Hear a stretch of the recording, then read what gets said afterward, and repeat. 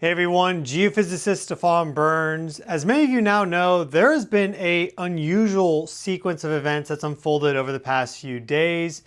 We had a meteorite streak over the United States and crash land in Atlanta, Georgia, and immediately following that for 7 hours, we had an extremely low frequency pulse of electromagnetic energy that overlaps exactly with our brain waves. And there are reports, thousands of them from across the world, accounting of how that changed their conscious experience. Some people felt energized, creative, had breakthrough epiphanies. Some people resonated in the other direction, were extremely fatigued, tired, sluggish. Both of these being expressions of this, what I think, cosmic energy pulse that hit not only the Earth, but the Sun and the entire solar system. If we look at our planetary geometry, we see a huge number of planets arranged in a perfect line with Earth in that catcher's mitt position. So we have Mars, Mercury, Venus, Ceres, the dwarf planet, Saturn, and Neptune all in a perfect line at the end of June. And in fact, it looks like we received now 2 of these pulses of energy from what I think is interstellar space. The sun is the key. Here we're looking at our sun in 193 angstroms, and we see a few different features that help tie this entire narrative together. First, you see these coronal holes. They have now rotated past the geoeffective position. The solar wind stream that we were in of a very high velocity is now starting to cool off. That connected us directly to the sun with an open magnetic field. So there was effectively a highway of energy and information being transmitted between the sun and the earth at a high velocity because of that coronal hole high-speed stream. We also have been seeing these plasma tornadoes across the sun. And so watch here and then also down there, you'll see these plasma tornadoes to the side of that open magnetic field. And this one in particular is getting extremely tall. Watch how it grows after this pulse right there. You get a plasma filament to launch and then immediately gets bigger. Now it's reaching all the way out to the edge of the corona, the outermost atmosphere of the sun, and therefore stretching out into interplanetary space and interstellar space. So it appears that there's this outside energy influence surrounding the sun at this moment in time, and the sun is using these magnetic filaments, these plasma tornadoes, to bring that energy in and then direct it through the coronal hole out and then directly impacting Earth. And we saw that low frequency pulse of energy at that foundational mode of the Schumann resonances going from 7.4 to 8.4 hertz right when we had that G1 geomagnetic storm, which was caused by that coronal hole high-speed stream impact. And so that is the hypothetical delivery mechanism for this cosmic energy and information, and perhaps you felt that. Here we have our most recent vertical electric field Schumann resonances data going from 0 to 40 hertz as collected by the Space Observing System out of Tomsk, Russia. Details on how to access that data in the video description.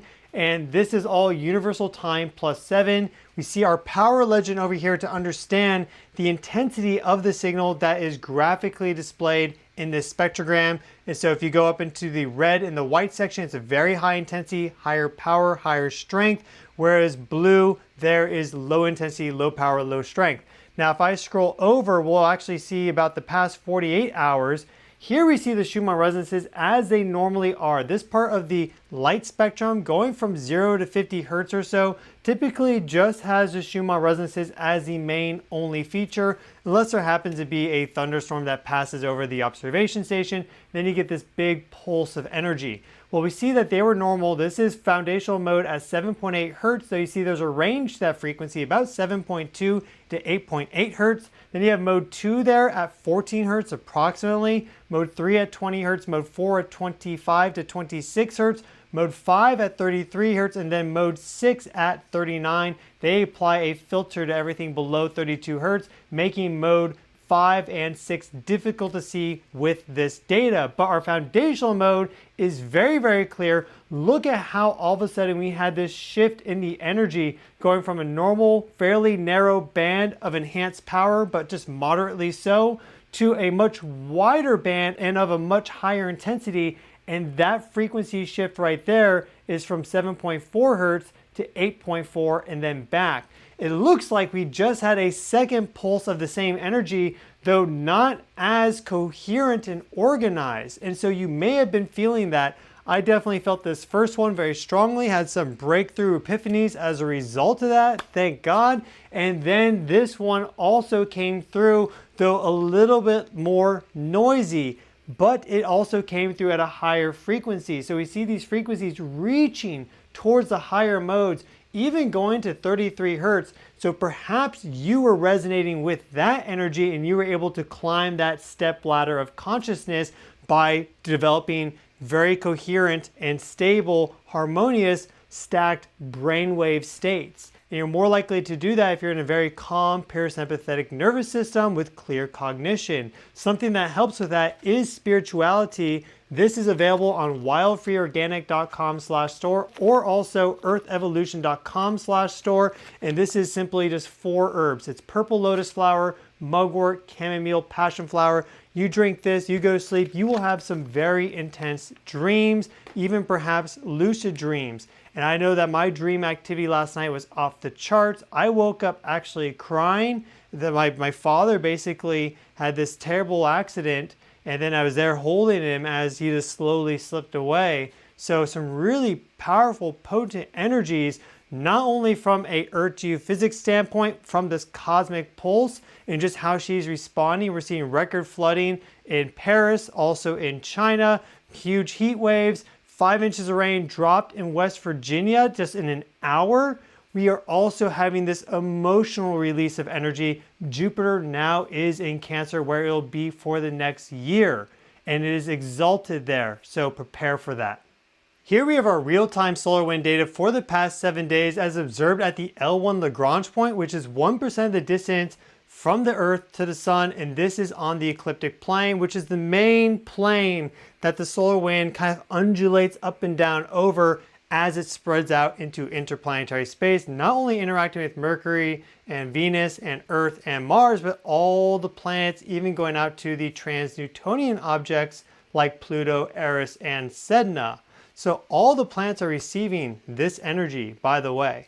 Here we see down below our measure of geomagnetic volatility, swings in Earth's magnetic field strength with a KP index, a 3-hour measure going from 0 to 9. And you only have a geomagnetic storm once you reach 5.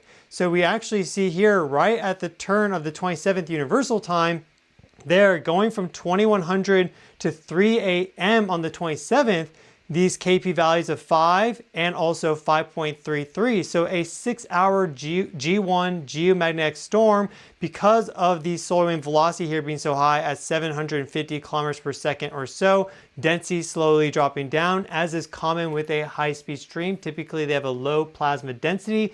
And we see this interplanetary magnetic field pulse that occurred before this high velocity impact. This is the co-rotating interaction region, which got Earth warmed up to everything, as you can see with this increase in the volatility of the geomagnetic field, but it wasn't until later on that we get that pulse. And in fact, you almost wonder, why did it happen right here? We actually just had the solar wind speed drop. Well, this is exactly when we had that pulse of energy in the Schumann resonances. So that is exactly timed up with that, which could be evidence of how that energy was carried along the solar wind due to open magnetic field directly from the sun to the Earth, and then it immediately resonated in those low frequencies. We know that Schumann resonance frequencies can be embedded within the solar wind. And so if you actually have this frequency vibration traveling in the solar plasma going out to space, if that was to hit Earth, the Earth would also naturally resonate with that energy. So it looks like we've now received 2 pulses of cosmic energy, because I think the sun is actually getting this energy from outer space. Now, warning here for anyone that's sensitive to flashing lights, here we have a Tesla coil. And so we're looking at plasma, and this electrode there is charged up to a great degree. We see all this plasma flowing around, going to the edge of this glass container. Well, look at the tendrils and the filaments that the plasma makes. That's because of the electric field causing the plasma to condense down. That's exactly what we're seeing on the sun right now, not across the entire sun, but definitely in certain parts. And so it reaches out and then terminates where it then encounters another energy field. And so this may not be exactly what's happening. I'm definitely just going off of a bit of intuition in basic electromagnetic plasma physics. But if that's the case and we have this cosmic energy coming in, the sun could grab it very coherently with these plasma filaments, and then because these plasma filaments are often linked to the coronal holes, deliver that energy and information into that high-speed stream, which is actively interacting with the Earth at this moment in time, though is now fading out. And switching to our 304 angstrom view of the sun, we can see what may occur over the next 24 to 48 hours, which is a launch of a plasma filament or more from the sun from that Earth central meridian. We see 3 plasma filaments right there. You'll see how they were just right in that Earth strike zone. This one, though, is getting closer to the western limb with every single minute. This one right now is exactly Earth center direct, and then this plasma filament has some room to go. So we see 1, 2, 3, the number 3 on the sun at this moment in time, and any of these, if they were to launch and hit the Earth dead on, could give us a pretty significant solar storm impact. So that is always a possibility. We really haven't had a significant geomagnetic storm since June 1st with that G4 geomagnetic storm. And so it's been nearly a month now since we've had some really intense geomagnetic storming. There have been other things that are happening, but not that. So that very well could be in the cards coming up. And just in general, I expect July to be a very busy, active month energetically because of the planetary resonances are active in the background, because we are still in solar maximum. Now, because of this mysterious cosmic influence, we know that Lupi 462 exploded on June 12th. Perhaps that is what's delivering this cosmic energy to us. It brightened by 4 million times and perhaps even greater. We've seen how supernova events have affected us in the past. For example, 1054 AD, we had the supernova explosion that created the Crab Nebula. And well, we have in the record at 1052 CE a Miyake event. And so those are probably one and the same. It's very likely that that supernova explosion actually triggered that Miyake event here on Earth. They just need to clean up that 2-year discrepancy, and there were significant planetary resonances that occurred directly before that happened. That's it for today's video. Thank you all so much for watching. Again, I've been your host, Stefan Burns. What we cover on this channel is what is happening here on Earth energetically by examining all the known factors. So for example, geologic events, geophysical energies, like the Schumann resonances, also solar activity, space weather, planetary resonances, cosmic forces, and more. So if you like the sound of that, then please subscribe. I translate all that into what is happening for us energetically, our health and our wellness, our spiritual evolution. Join the Soul Tribe. We are on the path right now to 500,000 and then even 1 million plus subscribers. So smash that like button. It really helps. Wishing each and every one of you well. Please take care of yourselves. Have a great day, and I'll see you all in the next video.